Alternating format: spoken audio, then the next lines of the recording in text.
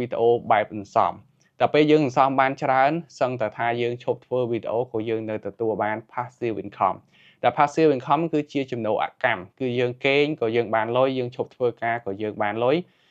មាន channel បរទេសច្រើនជួនកាលគាត់ឈប់ធ្វើហើយអូខេញាតិសួរបងប្អូនទាំងអស់គ្នាថ្ងៃនេះជួបគ្នាជាមួយខ្ញុំបាទថ្មីវីដេអូឆ្លើយសំណួរបន្តទៀតនៅក្នុង YouTube អញ្ចឹងសម្រាប់បងប្អូនដែលមានចម្ងល់ផ្សេងៗអាច comment សួរហើយចាំមើលបើសិនជាបងប្អូនអាចនេះចូលទៅក្នុង page របស់ខ្ញុំក្នុង Telegram របស់ខ្ញុំគ្រប់ហ្នឹងមានព័ត៌មានអីផ្សេងៗក៏ខ្ញុំតម្លាក់មានមេរៀនឬក៏វីដេអូខ្លីៗផ្សេងៗខ្ញុំតម្លាក់ក្នុងនឹងដូចគ្នាហើយបើសិនជាខ្ញុំអាចមានពេល live ខ្ញុំនឹងតម្លាក់ប្រាប់បងប្អូនមុននៅក្នុង Telegram ក្រុមរបស់ខ្ញុំថាខ្ញុំនឹង live នៅលើ YouTube របស់ខ្ញុំហើយបងប្អូនអាចចូលមកសួរផ្ទាល់ជាមួយខ្ញុំឆ្លៀតពេលអាច live ម្ដងសម្រាប់បងប្អូនមានសំណួរអីខ្ញុំអាចឆ្លើយភ្លាមបានហើយសង្ឃឹមថាការធ្វើរបស់ខ្ញុំរយៈពេល10ឆ្នាំមកនេះទៅលើការបង្រៀន YouTube អាចជួយបងប្អូនបានច្រើនហើយបងប្អូនណាដែលអាចរីកចម្រើននៅពេលដែលមើលវីដេអូរបស់ខ្ញុំអីបានឃើញវីដេអូនេះអីបងប្អូនអាចជួយ comment ខាងក្រោមខ្ញុំមើល comment បងប្អូនទាំងអស់គ្នាទេចង់ដឹងថាអាចវាជាកម្លាំងចិត្តមួយរបស់ខ្ញុំដែរនៅពេលដែលខ្ញុំអាចជួយបងប្អូនបានកាន់តែច្រើនធ្វើឲ្យខ្ញុំមានកម្លាំងចិត្តពេលខ្លះខ្ញុំសឹងតែថាលែងចង់ធ្វើវីដេអូបរិញ្ញាបត្រប៉ុន្តែនៅពេលដែលឃើញបងប្អូនcomment ថាបងប្អូនអាចរីកចម្រើនឬក៏អាចរកលុយបានហើយដោយសារមើលវីដេអូរបស់ខ្ញុំអាហ្នឹងគឺជាកម្លាំងចិត្តជំរុញមួយខ្ញុំថាអញ្ចឹងយើងធ្វើទៅវាមានប្រយោជន៍ដែរទោះជាបានតិចតួចយ៉ាងណាក៏ដោយក៏មានបងប្អូនយើងខ្លះអាចរីកចម្រើនដោយសារតែវីដេអូរបស់ខ្ញុំអញ្ចឹងខ្ញុំក៏ព្យាយាមធ្វើវីដេអូជារឿយបន្តបន្ទាប់មកទៀតអញ្ចឹងទៅហើយដោយសារការធ្វើនេះវាមិនមែនជាការរកកម្រៃទៅលើការធ្វើវីដេអូបរិញ្ញាបត្របងប្អូនទេដូចតែខ្ញុំធ្លាប់បង្ហាញបងប្អូនអញ្ចឹងចំពោះ channel ដែលខ្ញុំផ្ទាល់បង្រៀន channel ដែលខ្ញុំកំពុងតែធ្វើនេះ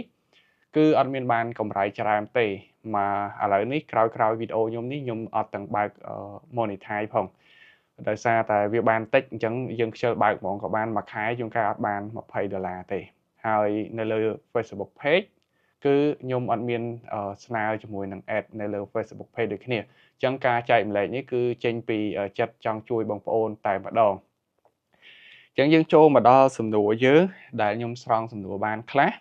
សំណួរទី1គាត់បាន comment ថា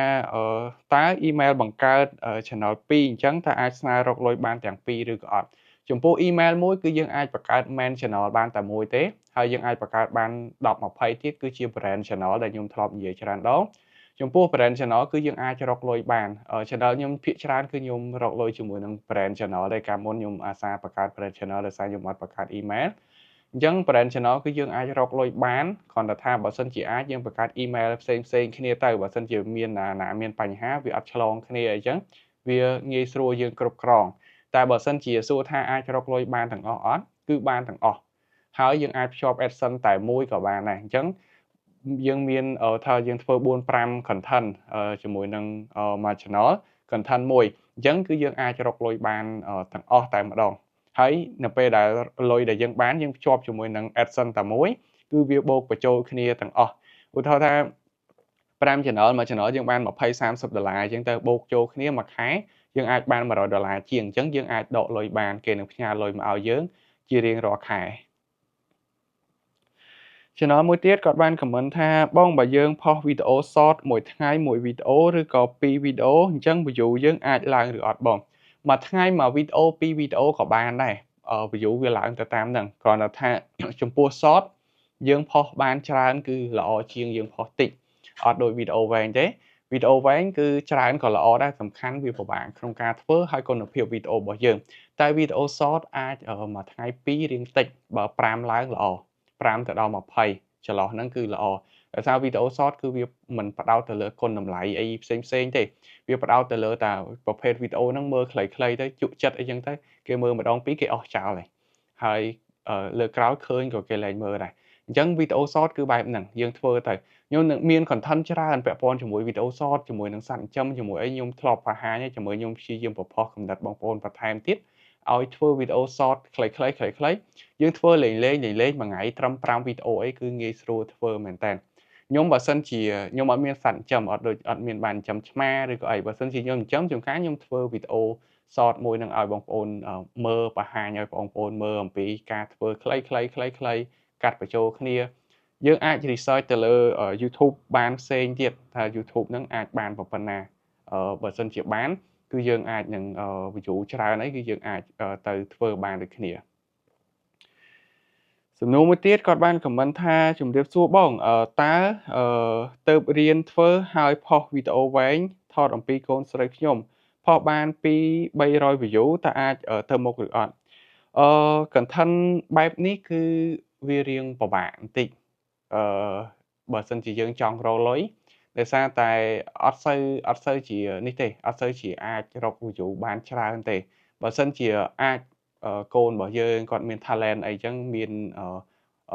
អីប្លែកចឹងយើងអាចបានដែរប៉ុន្តែជាទូទៅគឺវាបានអត់សូវខ្លាំងទេ content បែបហ្នឹងយើងអាចគ្រាន់តែទុកជាអនុស្សាវរីយ៍វីដេអូគ្រួសារឬក៏វីដេអូកូនរបស់យើងនៅក្នុង YouTube យើងអាចមានអនុស្សាវរីយ៍ចូលមើលផ្សេងៗបើយើងចង់រកលុយទៅហ្មងគឺរៀងពិបាក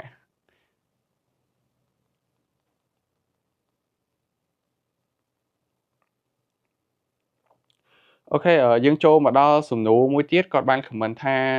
សូមសួរមួយបងពេលយើងយកចម្រៀងគេយកមកដាក់វីដេអូយើងតើជាប់ copyright ឬក៏អត់ចំពោះយកចម្រៀងគេមកគឺជាប់ copyright ទោះជាយកខ្លីក៏ដោយត្រឹម20-30 វិនាទីហ្នឹងក៏ជាប់ដែរអញ្ចឹងវារៀងហានិភ័យយើងអាចសាកប៉ុន្តែវារៀងហានិភ័យបន្តិចវាអាចនឹងជាប់ copyright ឬក៏ជាប់ review content នៅពេលដែលយើងស្នើសុំទៅគេអូខេចូលមកដល់ channel មួយទៀតគាត់បាន comment ថាខ្ញុំសន្សំចង់6ឆ្នាំហើយបងធ្វើម៉េចមានតែស៊ូដូចបងនិយាយអញ្ចឹងអូខេពាក់ព័ន្ធជាមួយនេះគឺខ្ញុំនិយាយអំពីការធ្វើ YouTube ដូចជាការសន្សំខ្ញុំនឹងបញ្យល់មួយទៀតការធ្វើ YouTube ដូចជាការសន្សំលុយនៅក្នុងកូនជ្រូកប៉ុន្តែយើងត្រូវធ្វើ content មួយឲ្យវាស័ក្តិសមជាមួយនឹងការសន្សំយើងដូចគ្នាបានន័យថាសន្សំរបស់មានតម្លៃហ្នឹងគឺបានន័យថាម៉េចនៅពេលដែលយើងសន្សំ YouTube វីដេអូ YouTube គឺយើងត្រូវសន្សំវីដេអូណាដែលរយៈពេលវែងក៏មានអ្នកមើលអញ្ចឹងជាទូទៅវីដេអូដែលមានអ្នកមើលរយៈពេលវែងដូចជាវីដេអូកម្សាន្តវីដេអូចំណេះដឹងជាពិសេសគឺវីដេអូចំណេះដឹងតែម្ដងវីដេអូចំណេះដឹងដែលវាអត់ហួសអាចយូរហើយក៏ចំណេះដឹងនៅតែប្រើបានវីដេអូកែច្នៃរបស់ប្រើប្រាស់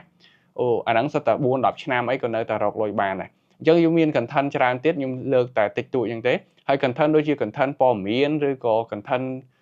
ខ្លះវាអាចថាវាហួស trend បានន័យថាវាមាន trend វាមួយអញ្ចឹងទៅដល់ពេលចប់ទៅលែងមានអ្នកមើលអញ្ចឹងទៅ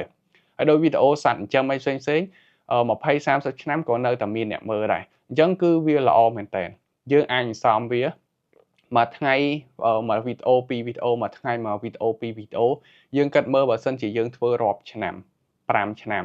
អញ្ចឹង5ឆ្នាំហ្នឹងវីដេអូយើងអាចរាប់ពាន់រាប់ម៉ឺនវីដេអូបើសិនជាយើងធ្វើបានច្រើនអញ្ចឹងប្រភេទវីដេអូបែបនេះគឺជាប្រភេទវីដេអូបែបសន្សំតែពេលយើងសន្សំបានច្រើនសឹងតែថាយើងឈប់ធ្វើវីដេអូក៏យើងនៅទទួលបាន passive income តែ passive income គឺជាចំណូលអកម្មគឺយើងគេងក៏យើងបានលុយយើងឈប់ធ្វើការក៏យើងបានលុយ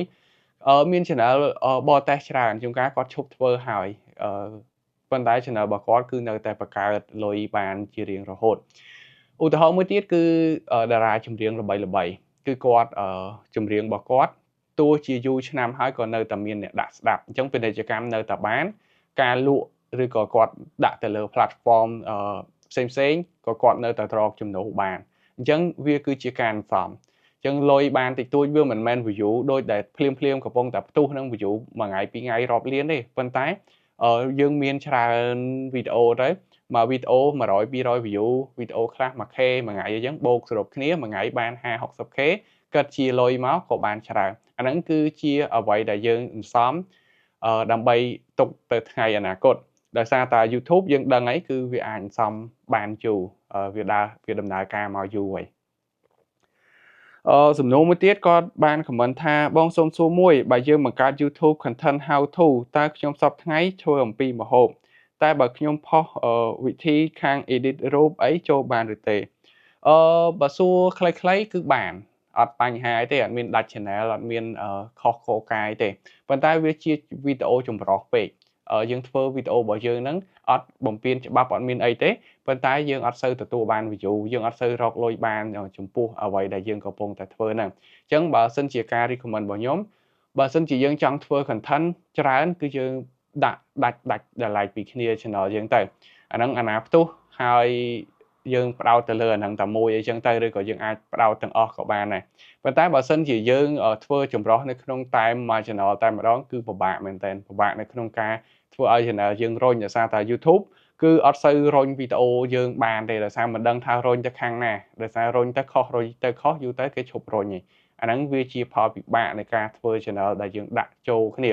ដូចខ្ញុំអញ្ចឹងខ្ញុំធ្វើបរិញ្ញាអញ្ចឹងសុកខ្ញុំទៅថតសត្វចិញ្ចឹមទៅសុកខ្ញុំទៅផុសព័ត៌មានទៅសុកខ្ញុំទៅថតវីដេអូដំណើរកំសាន្តបែប travel អីចឹងទៅអញ្ចឹងវាចម្រោះពេកបងប្អូនដែល subscribe ក៏អាចនឹងអត់មើលដែរតែពេលឃើញអត់មើលយូរទៅវីដេអូយើងនឹងធ្លាក់ view អូតូតែម្ដងអូខេសំណួរមួយទៀតគាត់បាន comment ថាបងតើ90ថ្ងៃមិនគ្រប់ 10M view តើខូចឬទេគឺអត់ខូចទេយើងអាចធ្វើនៅ90ថ្ងៃក្រោយទៀតបានន័យថាគេគិតតែ90ថ្ងៃចុងក្រោយបើ90ថ្ងៃចុងក្រោយហ្នឹងគ្រប់គឺយើងអាចរកលុយជាមួយ YouTube បានហើយចំពោះសំណួរមួយទៀតគាត់បាន comment ថាបងតើវីដេអូបែបណាมันអាចរកលុយបានជាមួយនឹង YouTube អញ្ចឹងចំពោះវីដេអូដែលมันអាចរកលុយបានជាមួយ YouTube គឺមានច្រើនយើងអាចទៅមើលជាមួយបំពេញច្បាប់អីផ្សេងតែខ្ញុំអាចឆ្លើយខ្លីៗពាក់ព័ន្ធជាមួយ YouTube ដែលมันឲ្យរកលុយទី1គឺយកវីដេអូពីគេពាក់ព័ន្ធជាមួយនឹងកម្មសិទ្ធិបញ្ញាទី2វីដេអូបែប sexy ឬក៏វីដេអូបែបជាលក្ខណៈsexy អីផ្សេងអញ្ចឹងទៅហើយទី3គឺវីដេអូបែបរន្ធត់ដែលមានឈាមមានអីចឹងទៅទី4វីដេអូធ្វើបាបទៅលើកុមារទៅលើជាមួយនឹងសត្វអីចឹងទៅការសម្លាប់សត្វការអីផ្សេងវាយសត្វអីផ្សេងហ្នឹងគឺសិតតែបំពេញគោលការណ៍ជាមួយ YouTube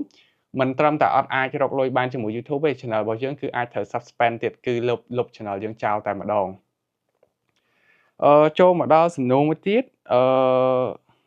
អូខេសំណួរដូចគ្នាទេអញ្ចឹងសំណួរទាំងអស់ថ្ងៃហ្នឹងអស់ហើយដែលខ្ញុំបានយកមកអញ្ចឹងបងប្អូនដែលមានចម្ងល់អីផ្សេងអាច comment សួរបន្ថែមទៀតហើយមានការ update ផ្សេងខ្ញុំនឹង update ទៅក្នុងវីដេអូឬក៏ក្នុង channel Telegram ខ្ញុំបន្ថែមទៀតឬក៏ page Facebook របស់ខ្ញុំបងប្អូនអាចចូលទៅ follow page របស់ខ្ញុំឬក៏ join ជាមួយនឹង Telegram របស់ខ្ញុំដាក់ link នៅក្នុង bio page TCH របស់ខ្ញុំផ្ទាល់តែម្ដងអូខេយើងជួបគ្នានៅក្នុងវីដេអូក្រោយទៀត